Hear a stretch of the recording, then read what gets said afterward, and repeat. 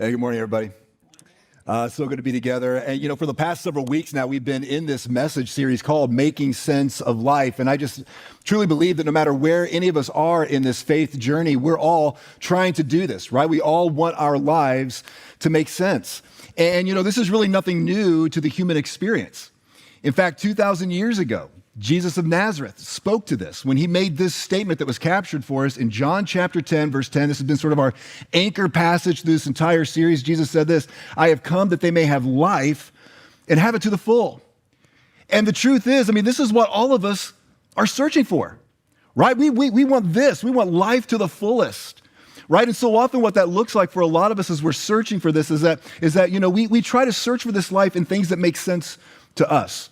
And so when you're young, when we're all kind of young and in school and things like that, what that probably looks like is, we're trying to find the right friends, the right friend groups, maybe participate in the right sports and activities, the right grades. And then we get older and it starts to look more like making sure we find the right career and the right success and the right accomplishments and just anything else that we think will satisfy this longing in our hearts to be fulfilled. And then for those of us who are Christians, we continue this journey of trying to make sense of life, but it looks a little bit different. A lot of times we turn to Jesus sort of like he's this path toward the life that we're looking for. Or sometimes we see Jesus like he's something that we can sort of add to our lives that will make it fuller. And we've been saying this from the very start of this series, from very first week, that Jesus isn't just the path to a fuller life. He's not just the source of life. Jesus is life. And that's why we've been saying from the very start of this that any life that we pursue apart from Jesus will just never make sense. Because the fullness of life that all of us are longing for and searching for is only ever truly found in him. And over the past 5 weeks, we've said that this full life that Jesus offers is a life of healing and wholeness, freedom and surrender. Right, last week, Taylor, who was just up here, talked about a life of belonging. He did a fantastic job with that, didn't he? And then this week, he did an awesome job. This week, what I want to do is I want to talk about just another layer of this full life, this idea that it's a life imitated. A life imitated. Now, I don't know, what is the first thing that comes to mind for you when you think about an imitation or imitating something? What comes to mind for you? So a couple of weeks ago, when I was kicking things off here, and I used a story, kind of a home baking mishap with a batch of chocolate chip cookies that didn't go according to plan. That was on me. This week, I want to kind of continue with that thread. I've got a story. This time, it's about Amanda, my wife, by the way, who is an awesome baker. She bakes a lot of things, and she bakes some really delicious things. But this happened several years ago, and it was our turn, and with a small group that we were a part of at the church at that time, and it was our turn to bring snacks. And so Amanda said, "Well, I'll bring some freshly baked homemade brownies," and we were all pretty excited about that. But then we got to group that night, and she was acting kind of funny about the brownies, and she wouldn't say why. But she just had like this mischievous look on her face. And I could tell that something was up, both just looking at her face, but then also looking at the brownies, they looked a little different. And something was up, I could tell, but she wouldn't say what it was. She was just like, just try the brownies. You'll like it. Just try the brownies. They're good, I promise. So we did. We tried the brownies, all of us in the group, myself and the others. And I'm just telling you, those brownies were not good. They were bad brownies. They were so bad. And what Amanda wasn't telling us was that these weren't just any brownies. Okay, these weren't the brownies that you like pull off the box off the shelf and you mix it up, or you got the ingredients at home from scratch, whatever. These were black bean brownies. Yes, you get it, right? If you're trying to figure this out, like get your head around this, like what is a black bean brownie? It's exactly what it sounds like. It's brownies made with black beans as the primary ingredient. And if you're thinking to yourself at this point, well, that doesn't sound like it would work. It doesn't work, okay? It doesn't work. It should never work, okay? And so at this point, myself, the entire group, we were all shocked and horribly offended at this revelation of what we had just eaten. And I'll just tell you, it's taken years to rebuild trust after that little stunt that Amanda pulled with those brownies. And now I have to ask every time, oh, wait, what kind of brownies are we talking here? Because we were all promised brownies, right? We had this expectation, but what we got instead were these like healthy and highly disappointing imitation of brownies. Now, I think a lot of us, that's the kind of thing that comes to mind when we start talking about imitating or being an imitation, right? It's not always a good thing. It doesn't come across as a good thing because imitations are a lesser version of the real thing. So we hear imitation, we start thinking like copycat or imposter or knockoffs and things like that. I mean, it's what Marshmallow Mateys is to Lucky Charms. You know what I'm talking about? It's what Great Value Cola is to Coca-Cola, okay? It's what Temu is to Amazon. It's what Android is to iPhone, right? I lost half the room on that one, but I got some cheers from some. All right, you were with me. Hang with me on this, all right? Because they're almost, all those examples, they're almost the same thing. They're really close, so close, but deep down we know that one of them is the original and the other is a cheap imitation. And we want the real thing, right? We want the real thing, and that's fine when we're talking about cereal and cola and shopping apps and things like that, but it gets a little bit trickier when that mindset starts to creep into how we see ourselves. Because the truth is, we don't want to be an imitation. We want to be the original, right? We want to be unique, authentic, one of a kind. We want to have our own lives, to live our own ways, right? And even just the thought of imitating something else can start to feel like we're trying to be someone that we're not. And none of us want that, and nor should we, right? In fact, this desire to be original and to be authentic is not necessarily a bad thing. In fact, it can be a very good and healthy thing. But if we're not careful, it can lead us to some really strange territory when it comes to our spiritual journeys. In fact, I wonder sometimes if for some of us it shows up in the form of thinking that we can sort of approach God on our own terms. Like if I'm going to go to church, and if I'm going to start following God and be a Christian and all of those things, well, then I'm going to do it my way. It's got to work for me. And I think a lot of times what that ends up looking like is, if I'm just getting really practical with us this morning, it looks like you and me sort of picking and choosing which parts of Scripture and which teachings of Jesus and which parts of his life that we're willing to accept and follow and which ones we won't. I think a lot of us, maybe all of us, we have a whole category of things that the Bible seems to teach and that the church seems to teach and that Jesus himself taught that just don't work for me, that just don't fit my life and who I am. And they might be fine for everyone else. Someone else, that's fine. But it's just not for me. I remember having a conversation with a friend of mine, and we were still getting to know each other. This was kind of early in our friendship, and he knew I was a pastor, and so he said at one point, I'm a Christian too, but then he followed that by saying something that I thought was just so honest and so insightful. He said, I'm a Christian too, but I don't go crazy or anything. I don't go to extremes with it, but I believe. And I thought about that, and I thought, man, that is just so, I really appreciated his honesty. I thought it was truly insightful because I think so many of us, he just said kind of honestly what I think a lot of us think quietly to ourselves. I want to believe, but not to the point that it's actually going to change how I live. And I think a lot of us, it's almost like we approach our faith with this mindset that I can be a Christian without really having to do anything different, or without having to really ever give anything up, or without having to change my values or my priorities or anything like that, because that would be radical. That's crazy. What's interesting is that throughout the New Testament scriptures, we're told on multiple occasions, again and again, we're told to be imitators. Imitators. And we see several of examples of this where the scriptures tell us to be imitators of God. It tells us to be imitators of those who've gone before us in the faith. It tells us to be imitators of our spiritual mentors. Ultimately, to be imitators of Jesus. Right? In fact, the first century pastor and theologian, this guy that we call the Apostle Paul, we've already read from one of his letters this morning, but he said this, he made this statement in one of the letters that he wrote to the early church. He said, imitate me as I also imitate Christ. Now, anytime we see this word imitate show up in our English New Testaments, the Greek word behind that word actually means imitate. Like, sorry, no clever nuance or insight with this one. It's pretty straightforward. It literally means just to imitate. Now, here's what it doesn't mean. It doesn't mean to mimic with empty motions. This isn't a call to just external conformity by trying to copy someone else's religiosity or put on some sort of like spiritual charade. That's not what they mean by imitate. In fact, maybe a better way to think of it is with a very common synonym that gets tossed into this conversation multiple times, this word follow.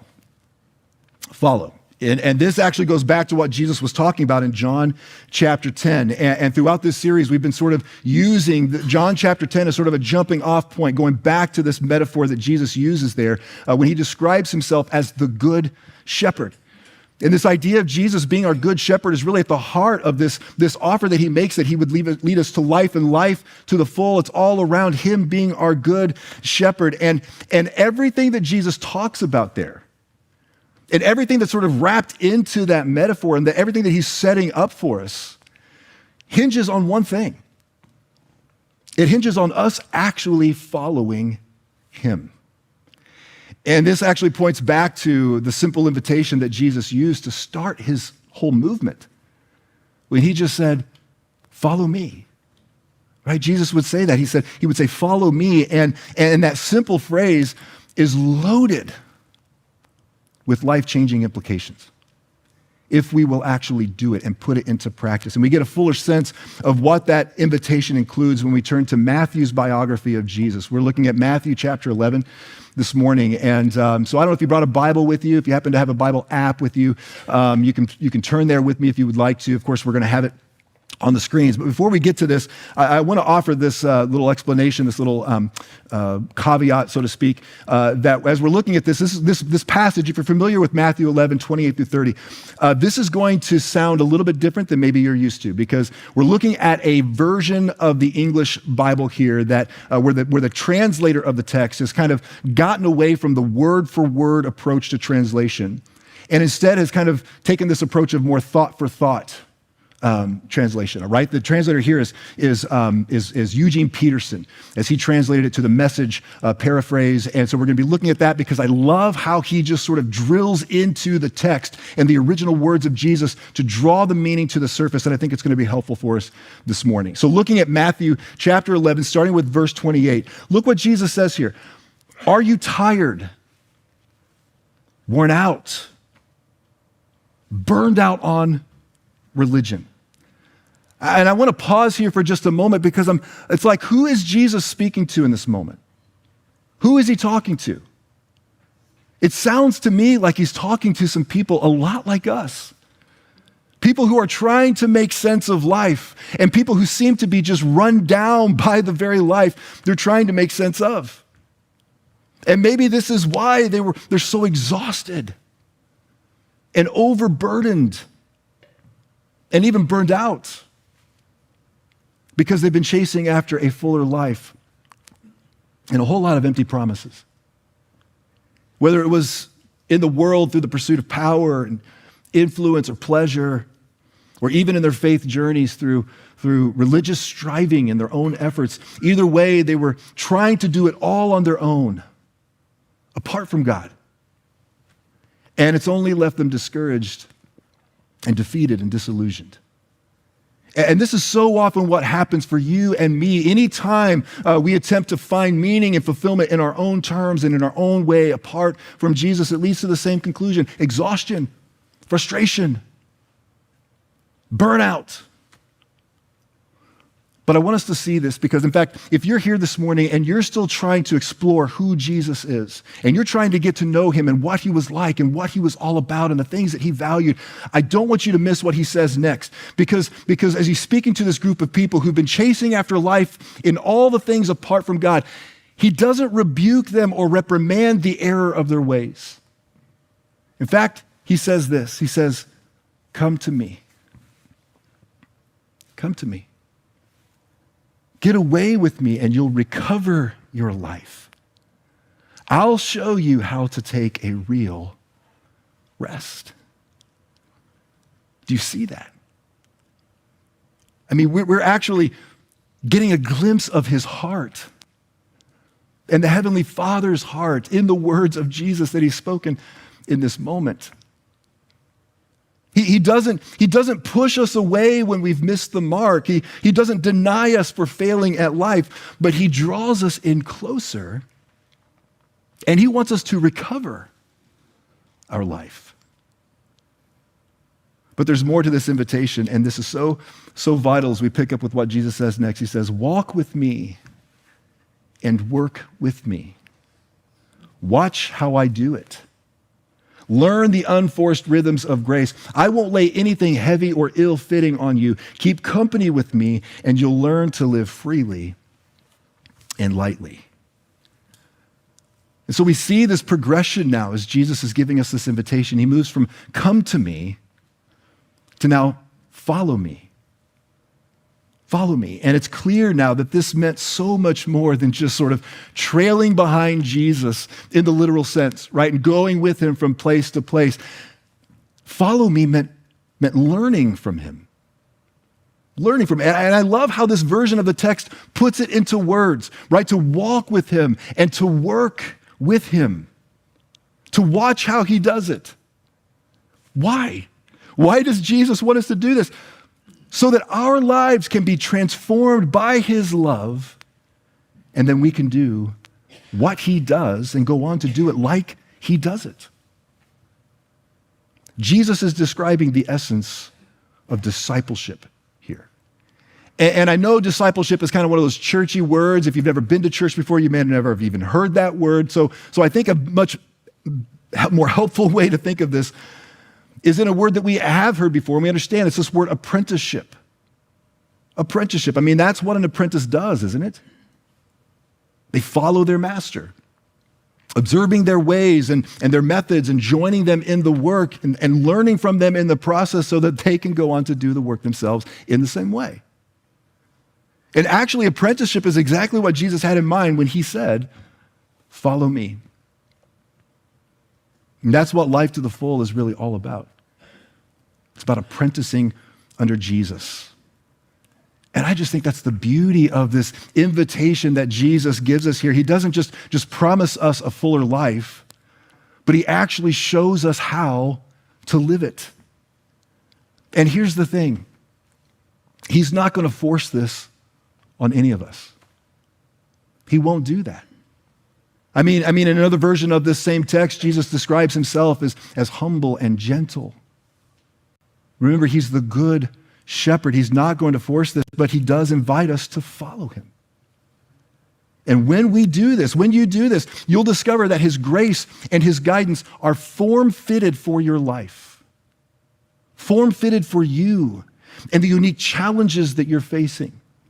Form-fitted for you and the unique person that he's created you to become. So that you can go through this one life freely and lightly, fully alive. And all of it hinges on us following him. Not just believing in him, but embodying his way of life. Because the full life that Jesus offers is the life shaped by his love and his example. And John, the best friend of Jesus, and one of his earliest followers, the same John, in fact, who wrote the biography of Jesus that we've been looking at through this entire series, John gets right to the heart of this in a letter that he wrote to a group of Christians toward the end of the first century. And John loved these people, and he cared deeply for them, and there was some stuff going on that he was deeply concerned about. And so in his letter, he doesn't pull any punches here. And so I want to look at this together with you. Look at 1 John chapter 2, starting in verse 3. John writes, and we can be sure that we know him if we obey his commandments. And if someone claims, I know God, but doesn't obey God's commandments, that person is a liar and is not living in the truth. Okay, quick time out here. And I don't want you to answer out loud, but is anyone else sort of squirming as I just read through those last couple of lines? Right? I mean, I think probably all of us should look at this and think, wait a second. Is John talking about me? Is he calling me a liar? And he might be. And again, this isn't about judging anyone or shaming anyone, but this should get our attention. And I think he wants to invite all of us into a little bit of introspection here, because John's like, listen, you can't say one thing and then do another. And we know this, right? We know this. I mean, on just a very practical day-to-day level, you can't talk one way and then live another way. Right? And maybe that's stepping on some toes this morning, but please don't check out on me just yet, because we haven't even got to the best part yet. Look at what John says next as we round this out. He says, this is how we know that we are living in him. Those who say they live in God should live their lives as Jesus did. We should live as Jesus lived. I mean, again, John's not sugarcoating anything here. He's saying that really knowing Jesus and living like Jesus are inseparable. And following him means that his way becomes our way. And not just the parts that we like or the parts that are easier to accept, but every part of who he is. And here's what I'm trying to say with all of this, and how this, I think, just all boils down for us this morning. We could put that statement on the screen. That life only makes sense when we do it his way. Life only makes sense when we do our values and our ethics and our priorities and our relationships and our marriages and our parenting and our finances. I mean, just every part of our lives. Life only makes sense when we do it his way. And I was reflecting on this and just over the past week, and started thinking back through my own faith journey and how I've known this to be true in my own life. And I just went back to a very specific season, and I've shared parts of this with you before, even from here and different Sundays over the past few years, and just reflecting on my journey with you all, my story. And I can think back to a very specific time where I knew God was leading me in one direction. But I didn't want to go that way. I wanted to go another way. I wanted to go my way and do things my way. I had my own ideas, my own dreams, my own goals, and I thought this way would be better for me. And I mean, I look back on that time, and it's almost like I was determined to just derail so much of my life. I mean, I'm like thinking about my marriage, thinking my ministry and my relationships. I mean, pretty much everything that was important to me at that time in my life. None of it was working. None of it was making any kind of sense to me during that time. And I finally reached a point, I mean, I can look back on that season now, and I can see how God in his goodness and his graciousness, his kindness and mercy to me, it's like he started gently just removing those distractions from my life. I mean, in some cases, like stripping them away. Other cases, it was like he was just sort of like, let this one fail. Let it just fall away. In both cases, they were painful. And I finally got to a place in my life where really out of frustration and desperation, I just sort of threw my hands up and said, fine, God, let's do it your way. My way's obviously not working here. So let's try things your way. And man, I know this is going to sound so like cliche and so storybook, fairy tale, happily ever after, but all I can say is that almost immediately, things started finally clicking. Life started making sense. Some things started making sense. Life wasn't easier necessarily, but it definitely got better. Because life makes so much more sense when we do it his way, with his help. Because again, imitating Jesus isn't about trying to impersonate him or mimicking anyone else or trying to be someone that we're not. It's about walking and working with the Master, Jesus. It's about learning from him and leaning on him and living like him. And this whole idea of imitation really starts to take root when we begin to ask this profoundly formative question. And this isn't new for Cypress. These aren't my words. In fact, I know my predecessor, Pastor Douglas, has used this over the years, and I believe he heard it from another pastor, teacher, philosopher named Dallas Willard, who would just summarize the whole journey of apprenticeship with this question: what would Jesus do if he were you? What would Jesus do if he were living your life, in your specific stage of life, with your responsibilities, in your school, in your home, in your relationships, with your job and with your friendships and with the challenges that you're walking through? What would Jesus do if he were you? And of course, to know that, we have to know him, to know how he lived and what he taught and the example that he set for us. And thinking back through some of the things that Jesus teaches us in the scriptures, I mean, why do you think Jesus would kneel down and wash the dirty feet of his friends and then tell his friends and tell us, in essence, to go and do the same thing? Why would Jesus teach us that and show us that? Because he knew that serving others brings meaning and fulfillment into our lives. And that's the kind of life that he wants for us. A life of purpose, not a life of pride.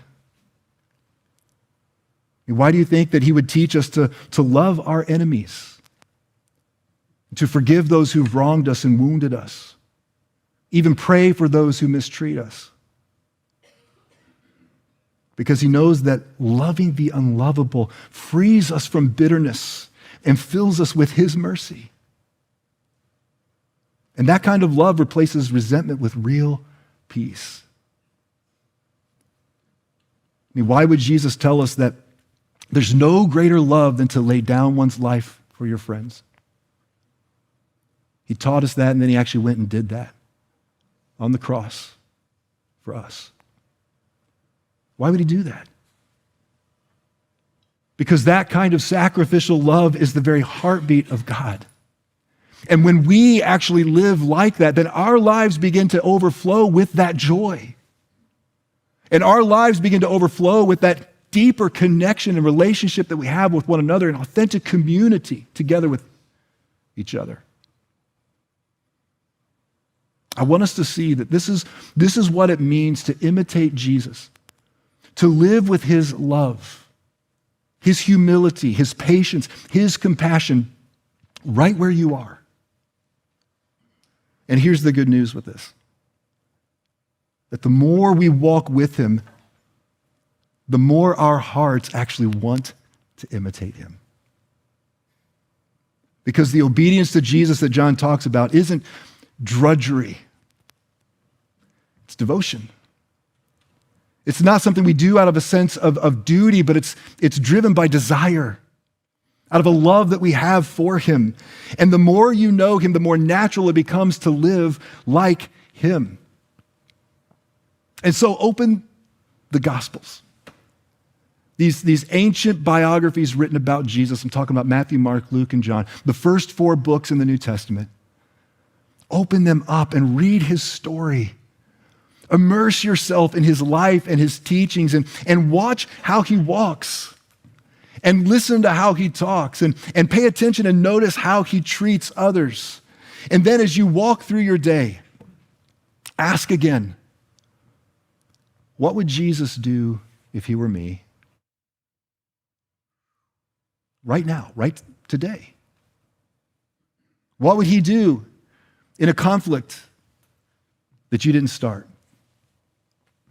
With the coworker who annoys you? With your phone when you're anxious or bored? With the person that you envy online? With your money this week or with your pace when you're hurried? What would Jesus do if he were you? When we learn to imitate Jesus in those moments, to practice the way of Jesus in real life, that's where the full life really begins. So, wherever you are in your faith journey today, I hope you walk away knowing this: that life only makes sense when we do it his way. And as you get to know him, as you walk with him and learn from him, this starts to look like just simply doing the next right thing. Do what he would do if he were you. And then do that again, and then again, and then again. Do it his way. Let me pray for us.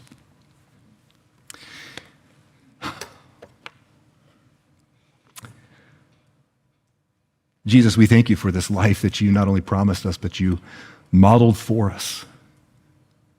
That you invite us into this relationship with you, that we have the opportunity to learn from you,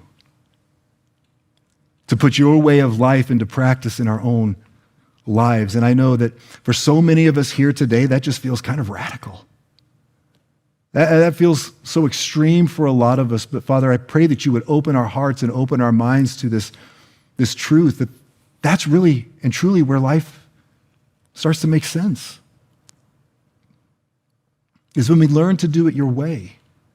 And we begin to experience the life that you've envisioned for us and all that you desire for us, and we can truly become the person that you've created us to be. And we can experience the fullness of life in that you offer us and that you desire for us. And so, Father, right now as we go from here, we need your eyes to see. We need your heart, Lord, to love like you love, so that we can begin to live as you lived. Give us that courage. Give us that desire. Help us to learn more of who you are. And help us to live like you in Jesus' name. Amen. Thank you, Cypress. Have a wonderful week, and we'll see you back here next Sunday.